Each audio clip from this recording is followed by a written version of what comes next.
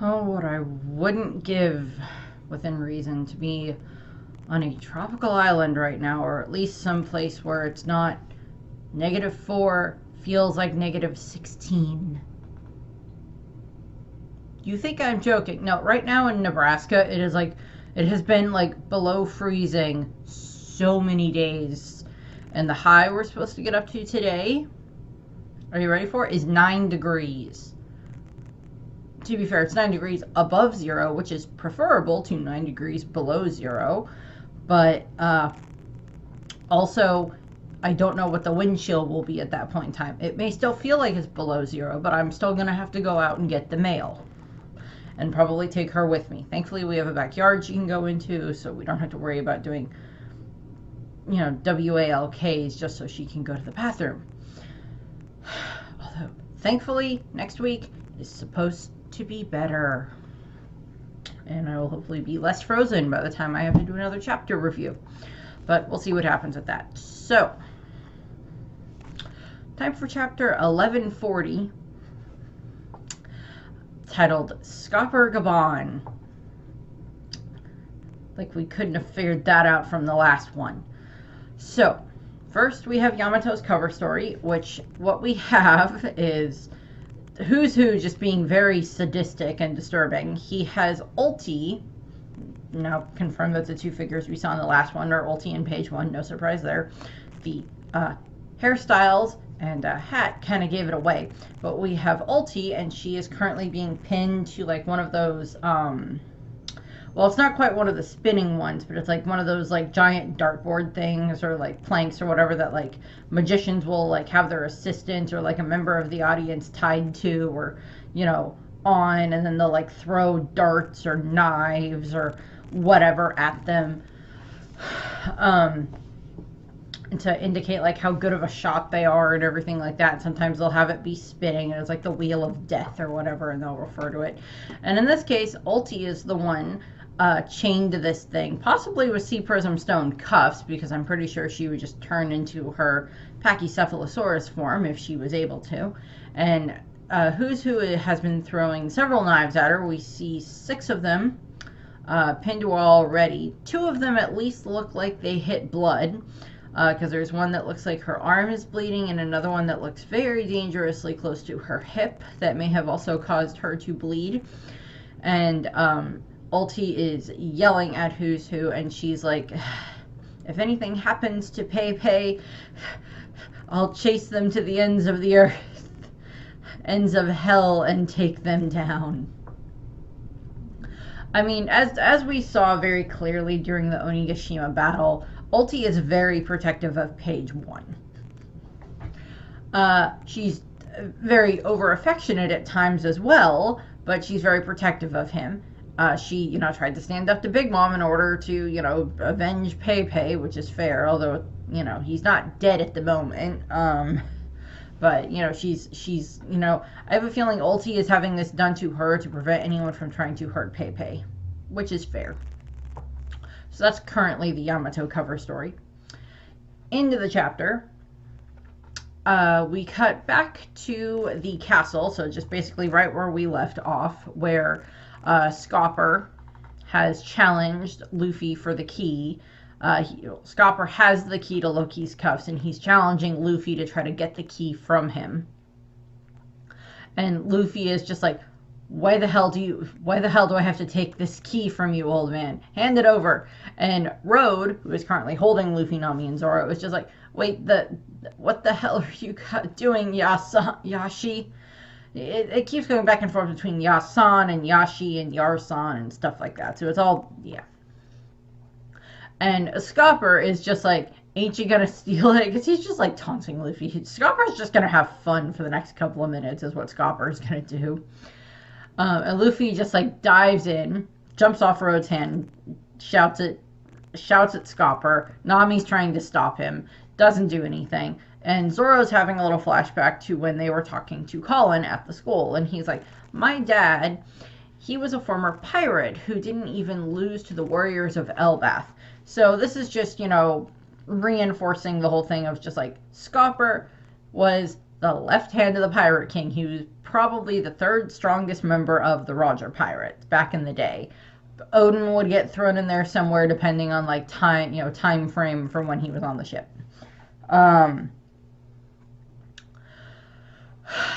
But so we have, Scopper is still very strong. And depending on, there's the theories, and I'll throw them in here now. There's theories that Scopper is the man marked by flames, that he's been protecting, the last road poneglyph for the last 20 years or whatever, ever since Roger's execution, different stuff like that. But Scopper has probably stayed a little bit more up on his game when it comes to fighting and stuff like that than Rayleigh has. And, it would be interesting to see Garp have to fight Rayleigh and Garp have to fight Scopper. Those would be interesting things with, like, all of them at, like, full health.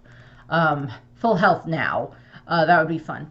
But we get into the Luffy trying to get the key away from Scopper battle. And Scopper is just very easily dodging Luffy. Luffy's stretching his arm out, trying to get the key. Scopper just moves the key away, dodges. Scopper's level, or hockey level, is probably pretty high spec at this point in time, considering he was able to sense the arrival of the God's Knights. Earlier when Shamrock and Gunko showed up, he was able to sense their arrival in the castle and be like, that's some odd and interesting hockey that I sense. So, Scopper's just dodging Luffy's attacks here, and Luffy's just getting annoyed by this. And Scopper's just having fun. He's not breaking a sweat at all at this point in time. And Luffy's just like, come on, old man, I just want to get to where Loki is already. I want to get back to the banquet, too. And Scopper's just like, then come and take it. It's just like the whole taunting of the child. It's like, you want the ball? Come get the ball. And it's just like you're an adult who knows exactly how to move the ball so the child can't get it or whatever. Like Monkey in the middle. Haha, Monkey D. Luffy in the middle. That does not sound like a smart game to play on the Thousand Sunny with Luffy as the monkey in the middle, because it's just like he'll just stretch and grab the ball no matter where it goes. But that would be like good hockey training for like someone, like put someone as like play monkey in the middle and have it that there's like a ball or something that's being tossed back and forth and have that person blindfolded, and like for when they're trying to train their hockey, their observation hockey, and then like have the ball going around them and they have to try to like figure out where the ball is coming from to try to catch it. That would be a at least less painful way of learning hockey than the way that Rayleigh taught Luffy. To be fair. But that's a possibility. That should be implemented somewhere. It's just like, okay, we're going to teach you how to use hockey. We're going to have to help you activate your observation hockey. So what are you going to do? You're going to stand here, we're going to put a blindfold on you, and then we're going to throw this ball around between the two of us, and you're going to have to try to catch it by trying to access your hockey. That would be a good way of doing it. Speaking of hockey, Luffy is trying to still reach for the key. Scopper jumps into the air, has the key, hockeys up the key, and just bam! Whacks Luffy on the head with it. Which is just funny. And this is just, everybody is just like, oh my god. And then Scopper just like flips and jumps back and lands perfectly fine. Road is just like, Yashi, Asan, maybe don't do that. And Nami is just like, no way, Luffy. And Luffy just bursts out of the rubble and he's just like angry. And he's like, he's just very angry at this point in time, which is just funny. Luffy angry when it's like this type of angry is funny. Luffy angry when he's pissed at you because you hurt his friends. That's a different type of scary Luffy. But this type of Luffy is more funny angry. Unless you're the one that the funny angry is directed at. And Scopper is just like, that's a pretty neat straw hat you've got there. And he's just like, it suits you way better than that helmet, huh? Because he's like, he's trying to, I don't know. Scopper, of course, knows what this hat is. We're going to see in a little bit that there's a flashback between him and Shanks where Shanks told him about Luffy. So it's like Scopper knows who Luffy is in regards to Shanks. And that he has Roger's hat that Roger gave to Shanks and that Shanks then passed down to Luffy and everything. And such. So, he's just like continuing to dodge the attacks where Luffy's like It's like his gum go, his Gatling gun, but he's like not punching. He's trying to grab the key from Scopper, which is just funny. And he's like, of course, it's a treasure that Shanks left with me. Give me that key. And Scopper's just effortlessly like dodging all over the place, which is just funny. This is gonna be funny to watch in the anime. And Scopper's like, left with you? He didn't give it to you? Man, that's stingy, huh? And Luffy just gets more angry. It's just like, you idiot. That's not it. Don't call him stingy. You don't know anything. Just like, Luffy, you knew Shanks for about a year of your life when you were 6 going into being 7. Scopper frickin' has known Shanks since the day they found him after the God Valley incident. Pretty sure Scopper has a better understanding of Shanks' personality than you do. Yeah, but Luffy doesn't know that because he doesn't know that Scopper is Scopper. He's just hearing him be referred to as like Yasan and stuff like that, and then he's like Ripley's husband and Colin's father. He doesn't know that he's Scopper Gabon, left hand of the Pirate King and everything like that. Third strongest member of the Roger Pirates, whatever. He doesn't know that. Road keeps trying to tell him that, but Scopper keeps interrupting him.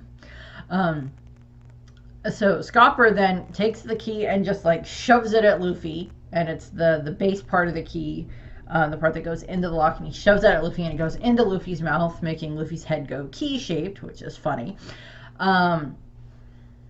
Again, funny things that'll happen in the anime. I kind of would like them to use the Looney Tunes soundtrack or whatever for the special effects, which is funny. And he's like, this brat won't shut up, so he shoves the key into Luffy's mouth, which is just funny.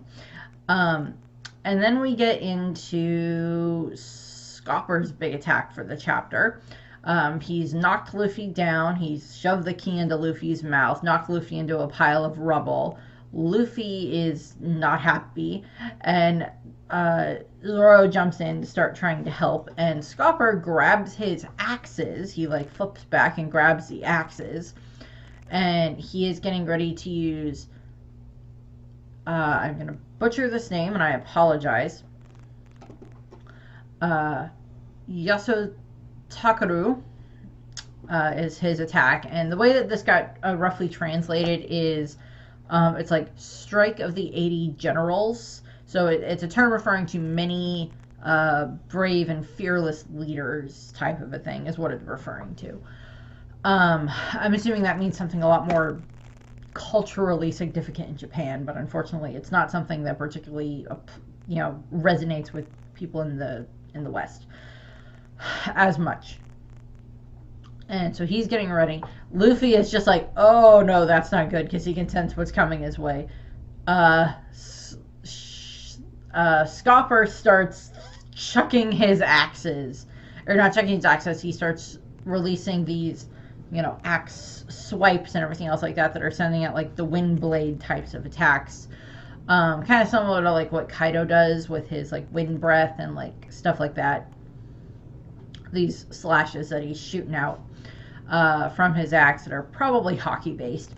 And Zoro is just like, dodge Luffy and everything. And Luffy is able to dodge the attacks, but one of the towers of the castle does not survive. It gets knocked over. We cut outside and we see that one of the towers is getting knocked over because it's just collapsing around them. And Zoro has jumped in now and joined the fight, and Scopper's like, you've got a good crew, is what he's thinking. And Road and Nami are just like, oh my god, this is not good. And now we've got Luffy and Zoro fighting together. Luffy has gone into gear 5th. Everything's gone white again. The horns from his helmet have like merged with his head to give him like the ancient giant look. And even the axe that was on his back has like turned white. And Zoro's all riled up, got all 3 swords ready, and so it's just like showing Luffy and Zoro working together. And Scopper, I think this might have been something Scopper was trying to test, and he's like, it really is a white form, because he's thinking and he's like seeing that this is Luffy in his form. And given the fact that Scopper has probably been living on and off of Elbath for the past 20 something years or whatever. He's probably got to know Saul and stuff like that, and gotten to see like the murals. The mural that we saw several chapters ago. Has probably read or heard the Harley text a couple of times, and given what Scopper knows about like the truth of the Void Century and everything else like that, from what he learned on Laughtail with Roger and the others, from Odin translating it and stuff, Scopper has like a pretty good idea as to like what Luffy's power is. Now, whether or not he fully knows that Luffy had been Nika, or that Luffy is the now incarnation of Nika, is a bit left up for debate, but he's probably put 2 and 2 together with Luffy's new bounty and everything. With Luffy's bounty poster and everything. So he's like, okay, so he does have the white form. Let's see how this goes. And so we're just like, we come back outside and we see more of like the castle that's just like crumbling around them. And Zoro and Luffy are just, raring to go, getting ready to launch their attacks. And Scopper just does, I surrender. And Luffy and Zoro just like, bang, right into the ground around Scopper, because it's like they built up their momentum for their attacks, and they can't just like stop midair or something. And they just plow right into the ground. So it's very much like Wile E. Coyote running into the wall. That he painted to look like a tunnel, and then now it's not a tunnel anymore because reasons and cartoon logic. And he, just like that type of that didn't work type of a thing. I surrender. And they're just like, Luffy and Zoro are just not angry or just not happy about this. They get up and they're like, quit messing around, old man. And he's just like laughing at them, and he's like, don't get mad, I'm just kidding. And Luffy's just like, kidding? Trying to kill someone isn't a joke. And Scopper continues, it's like, well, you're not dead, so that's fine. It's like, really, Scopper? Really? You're not dead, so it's fine? And he's like, the key you're after is already in your hands. He points out to them. And Luffy like looks behind them, and he's just like, yeah, there is, there's the key on the ground there. Yeah, that's caught up in the battle. Yeah, okay, I forgot about the key. Yeah, okay. And now Road is kind of trying to butt in, and he's like, guys, this man is, and Scopper just shouts at Road, don't rush things. It's like, he's just like, nah, they don't need to know who I am yet. It's fine. They'll figure it out later. He's just like, he goes over, picks up his robe, puts his Casa hat back on. It's like, by the time you leave this island, even if Elbath is safe, and if Elbath is safe, come see me again. And he's just like, dude. And Luffy and Zoro just shouting at him like, why the heck would we come see you twice? Yeah, seriously, you idiot. But thanks for the key. We're not coming back to see you again. And Scopper's just like walking away with like this big grin on his face as he just like moseys on out of the castle that he just caused part of it to be destroyed. Oh boy. Which is just funny. So he's moseying on out of the castle, and he's reminiscing as he does so. Reminiscing to, don't know exactly when, probably sometime in the last 6 years. Give or take when the last time he would have seen Shanks was. Which could have been very recently, because, Shanks was just on the island. But this could be referring back to an earlier time frame when Shanks happened to be on the island, happened to be on Elbath at the same time that Scopper was. And Scopper's like, hey, Shanks, you really think I'm going to trust him that easily? And Shanks is just like, yeah, it's fine. Do it your way, Scopper, son. Gabon, son. So it's just implying that, like, at some point in time, Shanks showed up and told Scopper about Luffy. Same way that he, like, showed up at Saba Odi and told Rayleigh about Luffy. He may have done the same thing at some point in time to Crocus, which may have been one of the reasons why Crocus helped Luffy and the others. And such. So it's like, so we've got that there. So Scopper is heading off. Now we're going to cut away, and we're going to cut to the Walrus School, where we see that, you know, the kids are outside and everything, along with Angie, the teacher.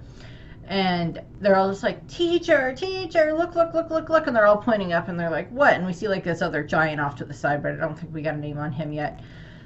And they're like, a bird, but birds aren't that rare. So like, that bird looks weird, look, look. And they're all pointing up, and Angie's just like, I don't see anything.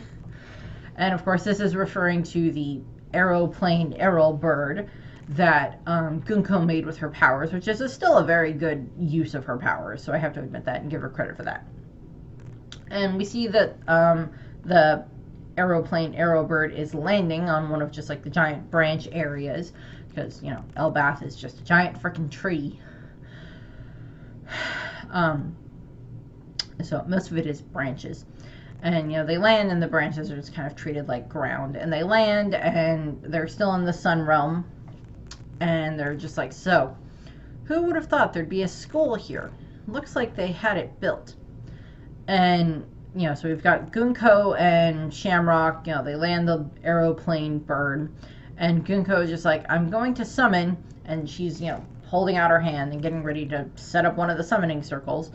And Shamrock is just like, all right. He's like, yeah, this is just old hat to me right now, I guess. And she like summons the giant pentagram summoning circle on the ground, and, you know, forms. And then we get like the huge burst of like the black lightning that shows up whenever we get like the summoning circle being activated. And, you know, this time we have two figures emerging from it yet again, and one of them is talking. And so we have two figures showing up. We'll go over both of them. So the first one is just like, oh, fine, I understand. They don't mind going, but... And then we cut over the other figure, and they're both kind of in shadow at this point in time. And just like, where are we departing from? And what about Abyss?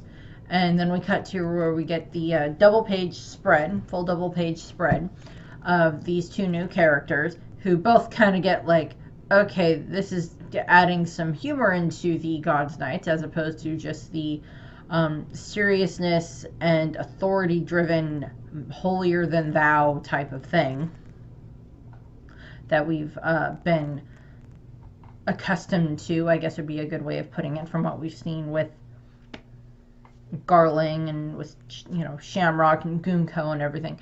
To be fair, Gunko and Shamrock, we haven't really seen them interact with anyone besides each other who are not celestial dragons or who are not God's Knights. So it makes sense that there would be more of a relaxed nature when there's not someone else around who's, you know, it's like when they weren't around Loki, it makes sense that there's a little bit more of a relaxed nature around them. Or a slightly less formal thing. I mean, like, Gunko still, like, defers, obviously, to Shamrock, but it's not as, you know, it's not as, like, you know, we all have to be, you know, holier than thou, stuck up, whatever, because we're better than, you know, Loki and everything, even though we're offering him this position as a God's Knight and as a Celestial Dragon. In this case, it's, oh, we're just summoning two of the other God's Knights that are going to be coming to work with us. So we see the two figures, and first we're going to go over Old Man in Chair. And he's talking on the Den machine, and he's just like, of course there is, right? And what about the clothes? Is everything, can you give me one more hour? And that thing, how did it turn out about the supplies? We can't let the gods starve, can we? Hello? Huh? The signal? And this old guy is half dressed. He's in like a tank top and a pair of boxers, and he's just like lounging in a chair. It's a nice chair, by the way. Very ornately decorated chair. And he's got like interesting looking tattoos on his left arm. So, and to be fair, one of them kind of looks a little bit like the sun. It looks, you know, a little bit like the sun. But I would find that very odd for a celestial dragon, particularly a God's Knight, to have a symbol of the sun on them, but I'm not sure exactly. And he's sitting in the chair, like right next to him is like a chest that is like stuffed with clothing, like a suitcase and everything. And his name is God's Knight, Shepherd Family, Saint Somers. So, a little bit here. Shepherd's family is the same family that Shepherd Jew Peter is from, one of the, godhead of agriculture, I think it was. Sandworm dude. It's the same family that he's from. And Somers, I was like, well, let's see if there's any meaning behind the name Somers. So I couldn't really find any meaning as like a first name, but like as a last name. It is an old family name from Germany and England and Ireland, dating back to the 1800s. Is like kind of the time frame that name started to crop up as a last name in those countries or start to establish themselves. I couldn't really find anything else in regards to what it's associated with, if it's like a specific reference to something else. I really couldn't find anything there. So that's what we have there. He also has like glasses, and like we'll see his like part of his beard is like a cross type of a thing. Although he doesn't have as interesting facial hair as like some of the other characters we've seen. It's like garling in his moon hair. So we have this. So we have Saint Somers. And then we have our other God's Knight that we are meeting. And, okay, I'll get to what he looks like in a second. Because I want to just go over his dialogue and everything. And then I'll get to his name and everything else. So, he's running and he trips and he's fully dressed. And he has like this like 3-pronged spear type looking thing that looks to be his weapon. And he's like, crap, this is bad. I'm gonna be late. I woke up all groggy. Where was I supposed to go again? And he's just like running around. And it looks like he's about to trip. So this is God's Knight from the Limoshift family. Could be Rimoshift, but we'll have to see what the official translation is for the LOVR. Family, Saint Kiringham. And he very clearly has some form of like well, okay, so we've seen a giraffe fruit in the story before, obviously, because we have Kaku. And he has the Ushi Ushi no Mi model giraffe, or the Ox fruit model giraffe. Giraffe. He's purple.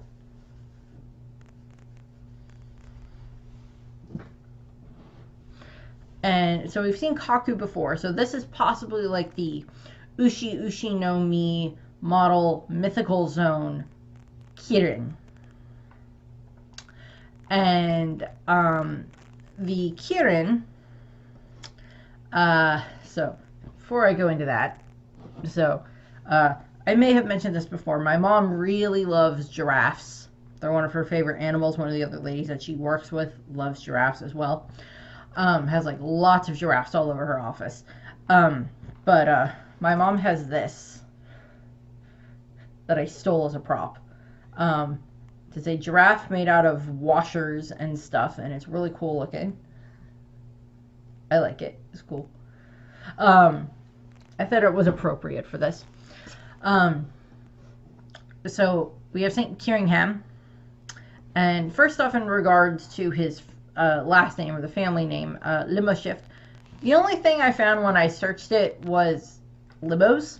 Was the only thing that came up, as in like the very high end, usually cars that famous people ride around in, rich people ride around in. They'll arrive in at events that like kids will rent for like prom or whatever and stuff like that. That type of a thing. Limos was the only thing that came up with that. But going into Kirins, so there has technically been a Kirin mentioned in One Piece before, and this was in a non-canon movie. All the movies are non-canon, but this is the non-canon movie, Chopper's Kingdom on the Island of Strange Animals, from 2002, a whole 23 years ago. And there was a Kirin lion in that, that was like this deceased king of this island. And it was a lion that has like a gold crown. It's clearly a bit more than just a regular lion, but there's a Kieran lion in that. And then in actual mythology, when we start talking about the Kieran or Chillins, as they are also referred to as, are the similarly designed Chinese creature that we have seen portrayed in a couple of different media franchises. So I'll get to those in a second. But the God's Knight, Kieringham, looks like he is part Kieran. He looks like a hybrid version. And given the fact that he has like the smoke, the white cloud shawl thing, scarf behind him, he's probably awakened. The way that, that Luffy has his and Kaku has his and stuff like that. So we get like another giraffe type thing. He also has one of the like bubble mask things with a respirator on his head, like we see a lot of the other celestial dragons wear, that we saw like the original celestial dragons wear on Saba Odi. He has that. He has that as his design, and he's got like the kind of a suit similar to like Shamrock's is. It's the black military type outfit and everything, but in regards to Kieran's / Chillins, so there are two main things I'm familiar with that I've seen them portrayed in recently, as in like the last 5-6 years. So first of all, they do appear in the Harry Potter world. They appear in the Fantastic Beasts Secrets of Dumbledore movie, where there is this little Chillin that is like part of the MacGuffin of the movie and everything else like that. That they, this is this, it's a part dragon, part horse, deer like creature that has very important abilities that the Wizarding world associates with it. And it's supposed to be that these things are very good at choosing leaders, that they are able to look into a person's soul and determine if they are pure of heart. And if they are pure of heart, then the Chillin will then bow to them to show their respect to the person. And I'm not going to go in exactly for how this is used in the Harry Potter movies for like what happens with it, but just go and watch Fantastic Beasts Secrets of Dumbledore. And that'll give you like, good bits of the Chillin. There's a couple of them. We see like a full grown one, and then there's like 2 baby ones. So you'll see those. They're pretty cute. The other thing that I've seen that they were used in recently, or at least had a cameo appearance in, I should say, is in Marvel Studios' Shang-Chi and the Ten Rings from 2021. And this is just one of the various mythical creatures that we see shown when Shang-Chi and his group end up in like the magical world side of things, where we see a bunch of these other beasts running around. There's like dragons, and there's like Kitsune and some other stuff. But we see Kieran. We see like a herd of Chillin / Kieran running around. That they did a beautiful job animating those. And then the last thing that I wanted to point out in regards to where Kierans have kind of showed up recently was in a My Little Pony episode, or at least a couple of episodes. I don't know if it was more than one or not, but at My Little Pony. Yeah, they showed up in My Little Pony. Which I'm like, okay, sure, why the heck not? And I liked the way that they designed them. They look pretty cute. So we have that. For My Little Pony is throwing some Kierans and Chillins at us. So we have that. And we just see like Gunko is just blushing because one of the God's Knights, the older guy, is kind of in his shirt and underwear lounging around his house. And he's just like, "Oh, what are you doing in my house, Gunko?" "Shamrock." He's just like, "Wait a second." And like both of them are just like, "Ah! This is Elbeth." He's like,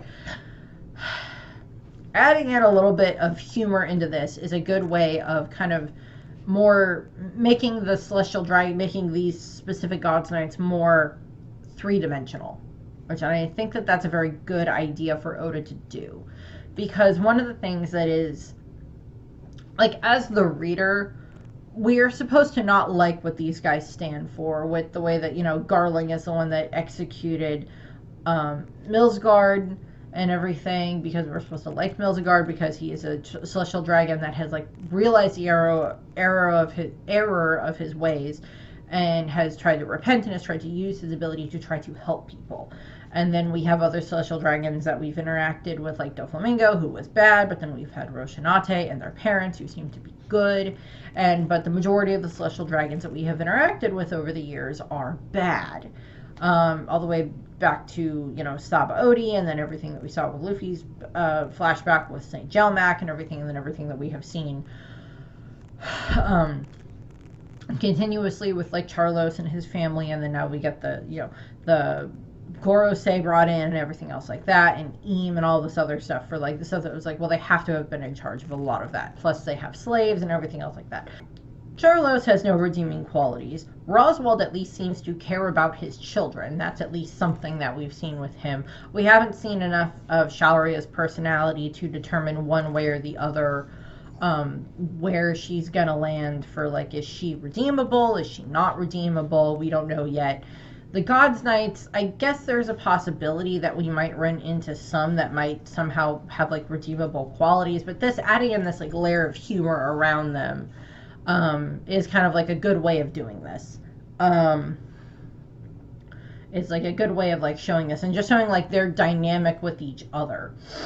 And as far as I can tell, neither of these guys, particularly the older gentleman, Sommers, does not appear to be any of the celestial dragons that we saw back at God Valley in the God Valley flashback.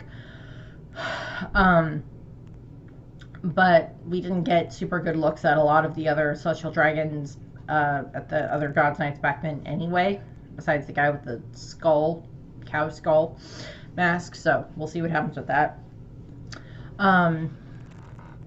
Into this, we cut down to the next panel, and they're, Sommers is getting his clothes on, and Gunko is like looking the other way because she's like, I don't need to see this. And Shamrock is just talking to them, and Sommers is just like, you had to bring my sofa too, huh? So he's like, what about my chair? It's just funny. And Keringham is just like, so this is the land of the giants. It's huge, huh? Yeah, that's kind of implied with land of the effing giants. That implies that it is huge. And Shamrock is just like, one was enough. Why'd you bring two? It's like, I don't know if he's trying to accuse Shamrock of anything, but I don't think so. He's just like more questioning. I was like, what is enough? Why did you bring two of them? Not in an accusatory manner, I hope. But Keringham is explaining. He's like, because you're going back, Commander. Me? Orders from above, so probably orders from Garling. And Sommers is just like, that's why. He's like, indeed, the situation in the Holy Land is serious. Since the Reverie, things have been really strange. You should go, Shamrock. So Sommers is, getting his uniform on, which is just kind of funny. He's like rummaging through his trunk and pulling out stuff to get changed. I like the fact that this is like, Keringham was probably the one that they were going to send anyway as like their third one, and then orders come from like Garling. It's just like, okay, I need Shamrock to come back, so we're gonna send Sommers as well. And Sommers just like gets the call, and he's just like gets the call on the Den Mushi, his gold plated Den Mushi with diamonds all over it, and like whatever other interesting expensive jewels and gems he's got. Answers the Den Mushi. I would feel sorry for that Den Mushi. Answers the Den Mushi, and it's just like, Sommers here, and it's just like, okay, Sommers, we have an assignment for you. We're going to be sending you to Elbath and everything, so you get ready, grab what you need. And he's like, well, can you get me another hour? And I'm already on Elbath. Okay. Type of a thing is like what happened.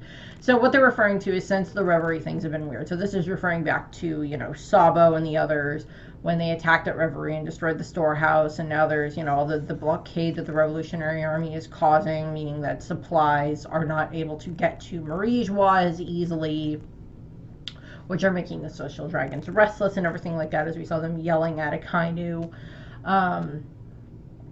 back during Egghead when he was fighting Kuma. He was getting yelled at and chewed out and everything. And it's like, where's my lobster? I don't have cake. I need bread.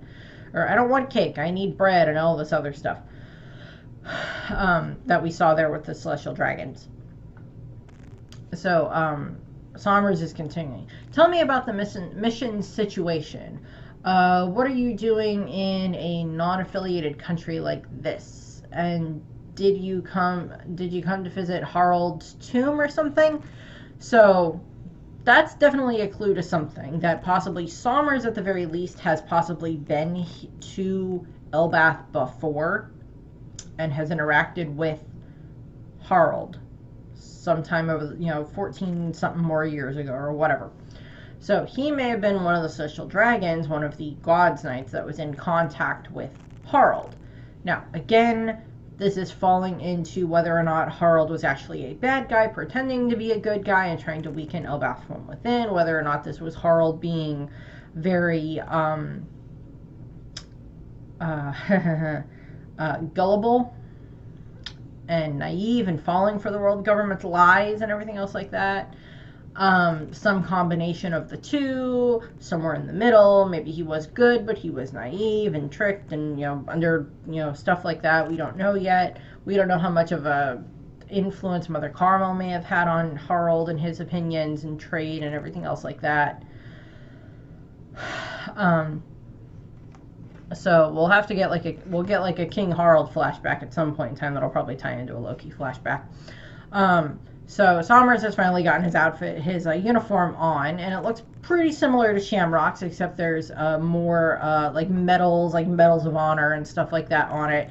And he's got a cool looking sword hilt. His sword, so it looks similar to the general, not rapier, but like that military style that we've seen before. But its handle, the guard on the handle is looks like thorns of some kind, like spikes. So that's kind of cool looking. Plus he has like a rose that's like pinned to his lapel. And his outfit looks just like a tad fancier than Shamrock's. So it could be like the previous generation's attire. Because we don't know Somers' age yet. We know Shamrock's age is at least 39 years old. Because that's how old Shanks is. Plus maybe a little bit more depending on how stuff lands. Somers might be closer to maybe like the age of like Rayleigh's, Rayleigh and Roger and Scopper and stuff like that. Or maybe he's more like in his 60s, as opposed to like, in his 70s type of a thing. And we don't know how old Garling is yet either. But like Somers may have been like a contemporary of Garling. Back during the God Valley incident. So there's a possibility that like Somers was on God Valley, which was like 38 years ago. So even if Somers was only like in his 20s, he would still be like 60 something now, type of a thing. So we see them, and last page of the chapter, they're standing right on the edge of like where they can see down into like the Walrus School area, and they see all the little kids, the little giant kids running around. And Somers is just like, okay, so you guys want to kidnap the kids and take them to the Holy Land.